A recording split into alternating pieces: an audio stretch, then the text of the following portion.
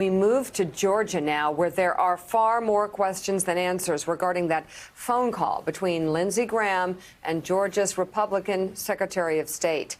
It turns out there was a witness to the call.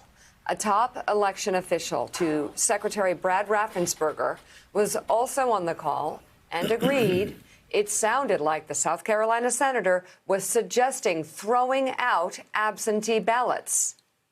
What I heard was basically discussions about absentee ballots, and if there was a percentage of signatures that weren't really truly matching, is there some point where you could get to where you could say, if somebody went to a courtroom, could say, we'll throw out all these ballots because we have no way of knowing because the ballots are separated.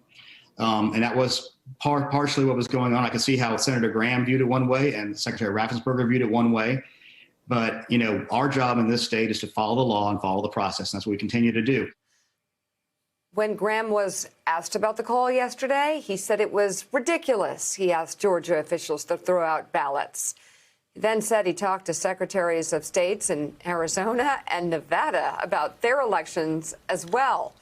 Only that never happened. Both came out and said they never spoke with the senator. Eventually, so Lindsey, good Lord, this is bad. So Lindsey was actually lying to try to cover his tracks after he had been accused by a Republican Secretary of State of trying to get him to throw out legal ballots. Eventually, Graham revealed he'd actually talked to Arizona's governor and hadn't actually spoken to anyone in Nevada. Wow, this is even bad for lying all around. Let's bring in national political reporter for NBC News, Josh Lederman, who's been covering this story. Josh, what can you add? Well, there could not be a worse time, Mika, for Republicans in Georgia to be going to war with themselves, with the path to control of the Senate running right through Georgia over the next 2 months. But that's exactly what seems to be happening here. I spent the last several days in Georgia where the Republican Secretary of State, Brad Raffensperger, said that he's been pushed up against a wall by his fellow Republicans, making these baseless claims about systemic fraud and problems in the Georgia election that just don't exist. It's come from President Trump. It's come from both of the Republican senators, David Perdue and Kelly Loeffler, and it's come from Doug Collins, the congressman who's been leading the president's recount effort there.